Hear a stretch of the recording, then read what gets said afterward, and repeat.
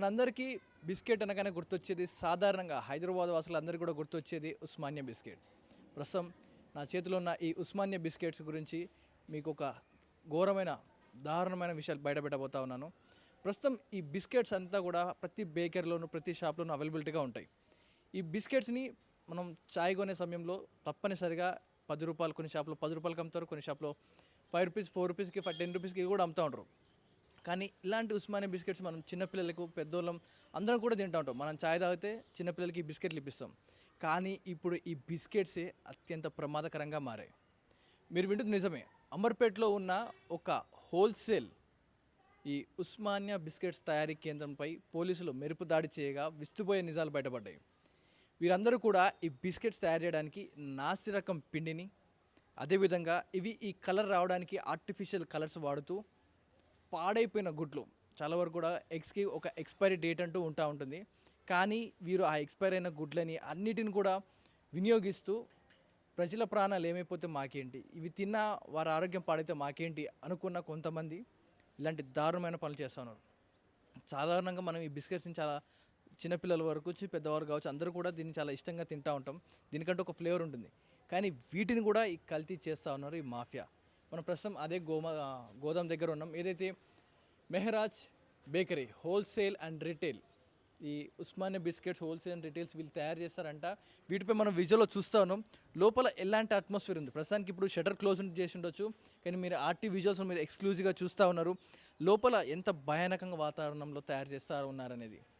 వీటిని తయారు చేయడానికి ఒక సెట్ ఆఫ్ రూల్స్ ఉంటాయి. ఫుడ్ ఐటమ్స్, తినే ఐటమ్స్ తయారు చేసేటప్పుడు క్లీన్గా హైజీన్గా హెడ్ క్యాప్స్ పెట్టుకొని అంతా కూడా చాలా క్లీన్గా కొంచెం హైజీన్గా చేయాలి. కానీ మీరు చూసిన ప్రదేశం ఎలా ఉందో చూడండి. ఒక్కసారిగా మార్చిరిలా కనపడుతూ ఉంది. మొత్తం కూడా వారి ఇష్టానుసారంగా ఒక చిన్నపాటి ఏదో ఒక ఐరన్ మెటీరియల్ తయారు చేసే షాప్లో ఎలా ఉంటుందో అలా ఉంది. వీరు ఫుడ్ చేసే కేంద్రాలలో మొత్తం కూడా రసాయనాలు వాడడానికి వినియోగించిన క్యాన్లు ఇవన్నీ కూడా కనిపిస్తూ ఉన్నాయి. వీరు నిలువ పెట్టుకునే సామాగ్రి ఏవైతే ఉంటాయో ఆ ఫ్రిడ్జ్లలో, ఆ ఫ్రిడ్జ్ ఎంతటి దుర్వాసన వస్తుందంటే పోలీసులు దాన్ని బయటికి తీసిన సమయంలో దీన్ని ఇక్కడే పెట్టడం జరిగింది. దీంట్లో వారు తీసుకొచ్చే పదార్థాలు అన్నీ కూడా ఇందులో నిలువ పెట్టుకోవడం, కొన్ని నెలల తరబడి దీంట్లోకి వాడే పాలు కావచ్చు, గుడ్లు కానీ, మిగతా కెమికల్స్ కానీ, పెస్టిసైడ్స్ లాంటివి ఇవన్నీ కూడా ఈ ఫ్రిడ్జ్లో రిజర్వ్ చేస్తూ ఉన్నారు. దీంట్లో ఇప్పటికీ ఒక దుర్గంధ వాసన వస్తూ ఉంది ఫ్రిడ్జ్లోంచి. మరి ఇంతటి దయనీయ స్థితిలో, ఇంత ఫంగస్ పట్టేసిన ఫ్రిడ్జ్లో వీరు ఇవన్నీ పెట్టి హోల్సేల్గా బిస్కెట్లు తయారు చేసి మనం రోజువారీ చూస్తూ ఉన్న ఈ షాప్స్, బేకరీలకు యథావిధిగా సప్లై చేస్తూ ఉన్నారు. మనం వెళ్ళి సాయంత్రం వేళలో, ఉదయం వేళలో దీన్ని క్లోజ్ చేస్తాను, ఎందుకంటే అంత దుర్గంధమైన వాసన వస్తుంది కాబట్టి. సాయంత్రం వేళలో షాప్స్కి వెళ్ళినప్పుడు మనం ఛాయ్ తాగినప్పుడు సాధారణంగా ఒక ఛాయ్ కొట్టామంటే ఒక బిస్కెట్ కావాలి, తల ఛాయ్లో ముంచుకొని తింటూ ఉంటాం. కానీ ఇప్పుడు ఈ బిస్కెట్స్ ఎంత ప్రమాదకరంగా మారాయి.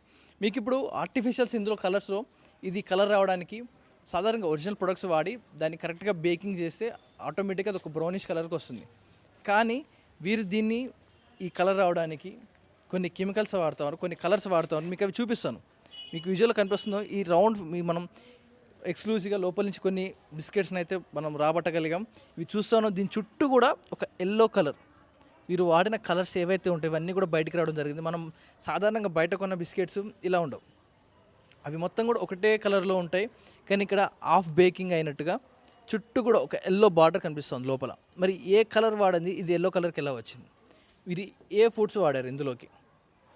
ఎగ్స్, సాధారణంగా మనం మైదాలో ఎగ్స్ వేసి బేకింగ్ చేసే సమయానికి ఒక మంచి గుడ్డును వాడితే కనుక ఇలా ఉండదు. పాడైపోయిన గుడ్లని కొన్ని కెమికల్స్ని వాడి ఇవి ఇలా పొంగేటట్టు, ఆ క్రిస్పీనెస్ వచ్చేలాగా ఇలాంటి కెమికల్స్ వాడుతూ ఉన్నారు. సాధారణంగా కొన్ని బేకరీస్లో, కొన్ని షాప్స్లో చూస్తూ ఉంటాం. ఒక ఉస్మానియా బిస్కెట్ ధర ఒకటి రూ. 10 ఉండొచ్చు, కొన్ని చోట్ల రూ. 20, రూ. 25 కూడా ఉంటుంది. కానీ కొన్ని ప్రదేశాల్లో, షాప్స్లో మాత్రం వీటి ధర 5, 10 లేదా 10, 12 రూపాయలు ఉంటుంది. ఇవి చూస్తూ ఉన్నాం. లోపల కూడా ఒక సిచ్యువేషన్ కనిపిస్తుంది. లోపల కూడా ఒకలాంటి ఒక ఫంగస్ ఉన్నట్టుగా వైటిష్ కనిపిస్తూ ఉంది. మరి ఇంత దారుణంగా ఉస్మానియా బిస్కెట్స్ని హోల్సేల్గా మేము ఇస్తాం అంటూ కూడా యథేచ్ఛగా తయారు చేసుకొని చుట్టుపక్కల ప్యాకేజింగ్ చేసి మంచిగా మనం చిన్న దుకాణాలు ఉంటాయి, షాప్లలో దుకాణాలకు వేస్తూ ఉంటారు. పిల్లలు వెళ్ళి వీటిని కొనుక్కుంటూ ఉంటారు, పెద్దవాళ్ళు కొంటూ ఉంటారు. పొద్దున్న ఛాయ్లో కావచ్చు, ఈవినింగ్ స్నాక్స్లా తింటూ ఉంటారు. ఇలాంటి బిస్కెట్స్ మనకు తెలియదు అసలు. మనం ఒక ప్యాకేజ్డ్గా ఇలా తయారు చేస్తారు, వీటికంటూ ఒక బ్రాండ్ ఉండదు. ఇప్పుడు కొన్ని బ్రాండ్స్ ఉంటాయి, మనం ఆ బిస్కెట్స్ ఈ బ్రాండ్సే తినాలి అని మనం అనుకోవచ్చు.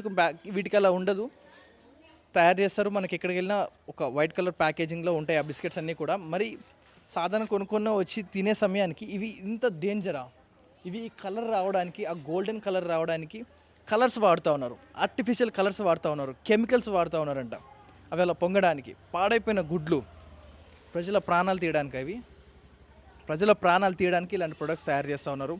మీరు నెక్స్ట్ టైం మీరు కనుక తినే సమయానికి కాస్త జాగ్రత్తగా ఉండండి. మనం ఏం తింటా ఉన్నాం, ఈ జనరేషన్లో ఏం తినాలన్నా కూడా 1-10 సార్లు ఆలోచించుకొని తినాల్సి వస్తుంది. ప్రాణాలు పోతూ ఉండేవి మనకు ఇలాంటివి తింటే. ఇది ఫ్యాక్టరీ కదా, బేకరీ మహారాజ్ హోల్సేలు. దీని పక్కనే వెళ్తుంది ఏంటో తెలుసా? మూసీ నది, పెద్ద నాల, అపరిశుభ్ర వాతావరణం కనిపిస్తూ ఉంది. పక్కన ఒక బేకరీ ఉంది, తయారు చేసే కేంద్రం పక్కనే మూసీ నది కనిపిస్తూ ఉంది. ఏ ప్రవాహం! ఇక్కడ నిల్చుని నాకు దుర్గంధం వాసన కొడుతూ ఉంది. చుట్టూ కూడా చెత్త చెదారం, మొత్తం డంప్ యార్డ్తో నిండిపోయిన ఏరియా ఇదంతా కూడా. మరి ఇలాంటి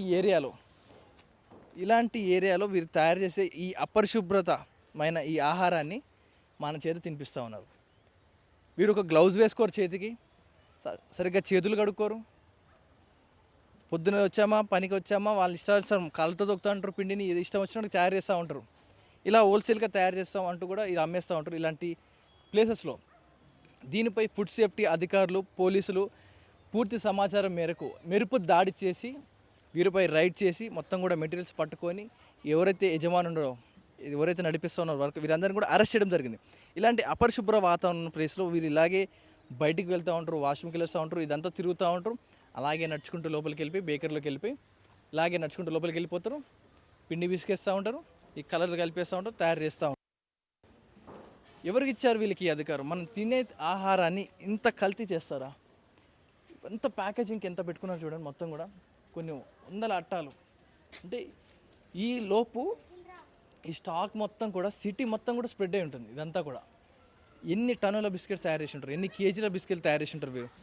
ఒక్కొక్క ప్యాకెట్లో ఎన్ని బిస్కెట్స్ ఉంటాయి, ఇంత టర్న్ ఓవర్ చేసి ఉంటారు. ఈ పాటికి మనం ఇవన్నీ కూడా హైదరాబాద్ మొత్తం కూడా ఈ సర్క్యులేట్ అయి ఉంటాయి ఈ బిస్కెట్స్ అన్నీ కూడా. దీనికంటే ఒక బ్రాండ్ మెన్షన్ చేసుకోవట్లేదు వీరు.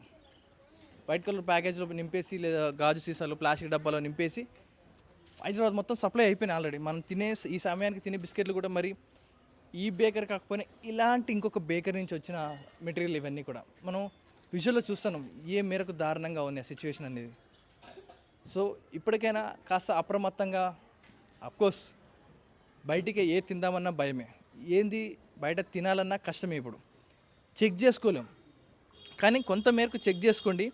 మనకి రంగు ఇవి కనపడుతూ ఉంటాయి ఒక్కోసారి. మనకు వీటి రంగు మీకు చూపించే ప్రయత్నం కనిపిస్తుంది.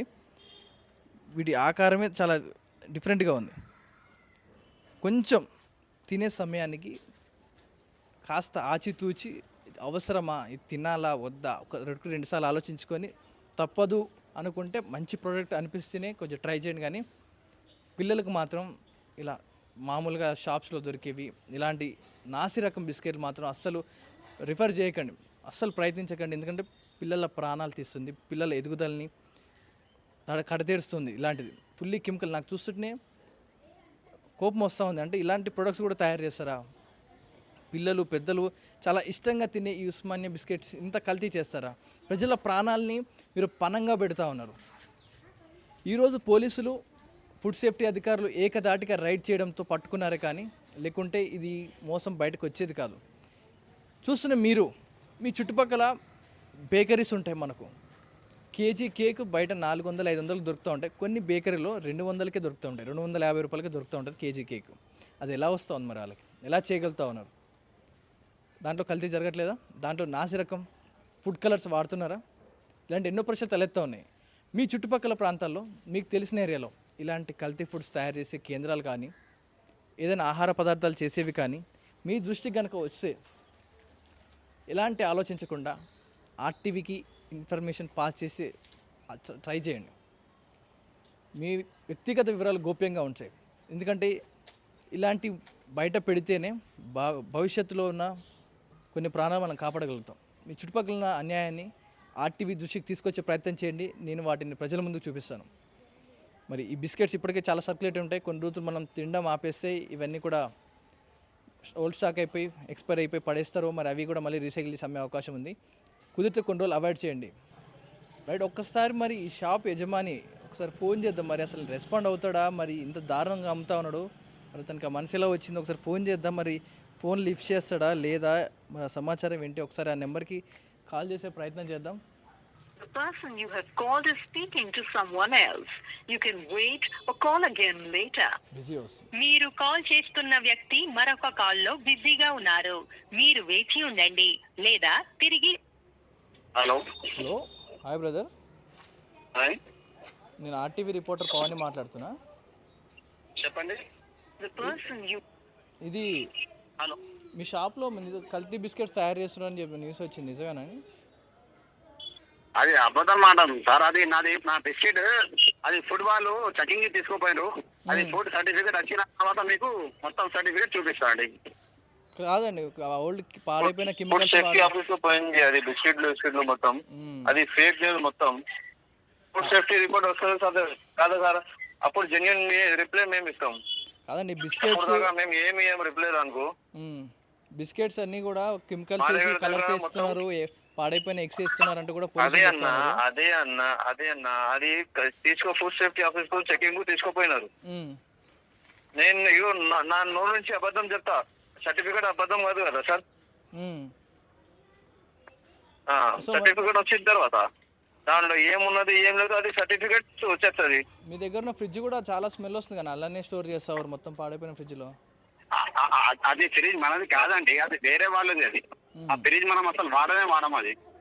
అది అన్న వీడియోలో మీరు వేరే దగ్గర ఉండే కదా, అది చూడండి. అది మనం ఏం చేయాలంటే మొత్తం మాకు ఫుడ్ వాళ్ళకి చేసాడు మొత్తం బయట పెట్టేయండి, మీరు ఏం వాడితే అది పెట్టేయండి అని చెప్పేసారు. అందుకని మనం బయట పెట్టే అది వేరే వాళ్ళు. అది యాక్చువల్లీ అది అందరం బయట పెట్టే మనది ఉంటే మన లోపలనే ఉంటాయి కదండి. ఒక మాట అంటున్నా, పోలీసులు అండి అసలు పాడైపోయిన గుడ్లు వాడుతా ఉన్నారు అండ్ కలర్ కోసం కొద్దిగా ఆర్టిఫిషియల్ అసలు మనం అసలు గుడ్లే వాడం మనం. అసలు 100% కాదు 200% చెప్తున్నా మీకు. నేను ఉస్మానియా బిస్కెట్ లో గుడ్డే కలవదు. గల్లీలో ఉన్న వాళ్ళకి వస్తారా అక్కడ గల్లీలో వాళ్ళు అడగచ్చు. గల్లీలో వాళ్ళందరూ భయపడతారు. మేము బిస్కెట్లు తిందామంటే భయం అవుతుంది తెలిసిన కాంచి. మా ఇట్లా పక్కన షాప్ ఇట్లా చేస్తాడు. ఇప్పుడు ఎవరన్నా అగే చూస్తే ఎప్పుడు అట్లానే చెప్తారు. మీరు అట్లానే ఉండగా అది వెల్డింగ్ షాప్ వాళ్ళకి అడగండి. మేము అబద్ధం చెప్తున్నా అంటే మీరు వెల్డింగ్ షాప్ వాళ్ళు ఉన్నారా పక్క ఉన్నారు? వాళ్ళు అదే అంటా ఉన్నారు. వాళ్ళు ఏమని బిస్కెట్స్ మీకు తెలియదు, ఎన్ని రోజులు తింటాం కానీ ఇట్లా అవుతుందని మాకు తెలియదు. బిస్కెట్స్ కల్తీ బిస్కెట్స్ అవుతున్నాయని అంటున్నాడు. వాళ్ళు అంటున్నారా? చుట్టుపక్కల కూడా ఒకసారి న్యూస్ రాగానే భయపడుతూ ఉన్నారు. నిజంగా బిస్కెట్లు తినాలంటే భయపడుతున్నారు మొత్తం హైదరాబాద్. సరే అండి, ఇప్పుడు అది ఫుడ్ వాళ్ళు చెకింగ్ తీసుకోపోయారు కదా, అక్కడనే ఇప్పుడు వాళ్ళు కరెక్ట్ ఇస్తారు కదా. ఇప్పుడు మీరు చెప్తే అది అర్థం కాదు. అది ఎందుకంటే ఫుడ్ పోయిన తర్వాతనే అది వాళ్ళు సర్టిఫికేట్ ఇస్తారు. అది సర్టిఫికేట్ మనం చూపిద్దాం. సార్ ఏమేం కలుపుతారన్న బిస్కెట్లు నార్మల్గా అయితే? మీరు ఓన్లీ డాల్డా కలుపుతామండి, ఇంకా మైదా, షుగర్ పౌడర్ మూడే అన్న సాల్ట్ ఉంటుంది. ఓకే, ఎంతకు అమ్ముతారన్న బిస్కెట్? మీరు అమ్మేది బయటకి ఎంతగా అమ్ముతారు? మనం 25 రూపీస్ అమ్ముతామండి. ప్యాకెటా? ప్యాకెట్. ఓకే, అంటే బయట సింగిల్ 20. బయట అంటే అది 20-30 రూపాయల ప్యాకెట్ అమ్ముకుంటారు షాప్ వాళ్ళు అట్లా. ఓకే, ఓన్లీ షాప్స్కి అమ్ముతారు మీరు? అవునండి. ఓకే ఓకే, మరి ఏంటి మీ దాంట్లో కల్తీ జరగలేదు అంటారు? ఏం దొరకండి, అందుకని నేను ఇప్పుడు ఏం మాట్లాడుతున్నాను. అది నాకు ఏంటి సర్టిఫికేట్ వచ్చిన తర్వాత అప్పుడు మీకు కూడా ప్రూఫ్ ఉంటుంది, నాకు కూడా ప్రూఫ్ ఉంటుంది కదండి. ఓకే, ఎందుకంటే ఇప్పుడు నేను దొంగతనం చేసినా నేనే దొంగతనం చేయాలండి. ఇప్పుడు వేరే వాళ్ళు డిపార్ట్మెంట్ వాళ్ళు చెప్పరు కదా సార్. మరి ఎందుకని దాడి చేశారు? ఎందుకు అనుమానం రాని ఎందుకు రైడ్ చేశారంటారు? అది రైట్ ఎందుకంటే సార్ నేను ఏమంటున్నా, అది మనం ఫుడ్ కలర్ లో మనం అది బిస్కెట్ ట్రే ముంచుతామండి. అట్లా చేస్తే అది బిస్కెట్ కలర్ వస్తుంది మాకు. ఓకే, అది చేసిన వల్ల అది ఏమవుతుందంటే వాళ్ళు ఏం చెప్తున్నారంటే ఇది కల్తీ చేస్తారు, కల్తీ మీద అది చేస్తున్నారు అన్నారు అట్లా అని. ఉమ్. అదే ఆ కలర్ రావడం కోసం అట్లా. మీరు ఆర్టిఫిషియల్ కలర్స్ కలుపుతా ఉన్నారని చెప్తా ఉన్నారు పోలీసులు. అదే అంటున్నా కదా అండి. అందుకే నేను ఇప్పుడు ఏం చెప్తున్నాను, మొత్తం రిపోర్ట్ వచ్చిన తర్వాత నేనే మొత్తం మీడియాలో వచ్చి మాట్లాడదామని అనుకుంటున్నాను. ఒక రిపోర్ట్ మీకు కల్తీ చేశారని వస్తే ఏంటన్న పరిస్థితి? అదే అప్పుడు తప్పు అర్థమవుతుంది అండి, ఎవరు తప్పు చేసినా అప్పుడు అదే ఇప్పుడు తప్పు బరాబర్ మీద అర్థమవుతుంది తప్పు కదా. మీదని తెలిస్తే ఇప్పుడు మీ ఏంటి పరిస్థితి అంటున్నా. అదే అప్పుడు డిపార్ట్మెంట్ ఏం పరిస్థితి తీసుకుంటే అప్పుడు మనం ఓకే రైట్, ఓకే అట్లా అంటుంది. Okay bro. సరే అండి. మరి షాప్ యజమాని మాత్రం నేను కల్తీ చేయలేదు, అన్నీ కూడా స్వచ్ఛంగా వాడాను, ఆ కలర్ రావడానికి మేము వేరే వాడతాము అంటా ఉన్నారు. మరి నిజాలు షాప్ యజమాని తప్పించుకోవడానికి మాట్లాడుతున్నాడా? ఏ కల్తీ జరగందే పోలీసులు ఎందుకు రైడ్ చేశారు? ఏ కల్తీ జరగందే ఫుడ్ సేఫ్టీ డిపార్ట్మెంట్తో సహా ఎందుకు వచ్చారు? ఏ కల్తీ జరగందే లోపలికి రైడ్ చేసి మొత్తం సామాన్లు ఉన్న బిస్కెట్స్ అన్నీ ఎందుకు తీసుకెళ్లారు? ఏ కల్తీ జరగందే ఇంత పెద్ద ఇష్యూ బయటికి ఎలా వస్తుంది? అసలు వీటి మీద ఫోకస్ చేయడానికి గల కారణాలు ఏంటి? మరి షాప్ యజమాని కల్తీ చేయలేదు, నేను స్వచ్ఛంగా చేశానంటూ చెప్తా ఉన్నాడు. ఆల్రెడీ ఇవన్నీ కూడా షాప్స్కే సప్లై అవుతూ ఉంటాయంట, కిరాణా షాప్స్ కావచ్చు, ఇవన్నీటికి సప్లై అవుతున్నాయంట. ఇవన్నీ చూస్తున్న మీకేమనిపిస్తుంది? మరి పోలీసులు, ఫుడ్ సేఫ్టీ అధికారులు వాళ్ళకి ఏం తెలియకుండా, ఏం నాలెడ్జ్ లేకుండా కావాలని దీని మీద రైడ్ చేశారా? లేకుంటే ఈ షాప్ యజమాని తప్పించుకోవడానికి ఇలాంటి ఇప్పుడు ఫోన్ కాల్లో మాట్లాడడం అబద్ధాలు చెప్తా ఉన్నాడా? చూస్తున్నా మీకేమనిపిస్తుందో మీ అభిప్రాయాన్ని కామెంట్ రూపంలో తెలియజేయండి. అసలైన తొలి వెలుగు. ఫాలో వాట్సాప్ @తొలి వెలుగు official.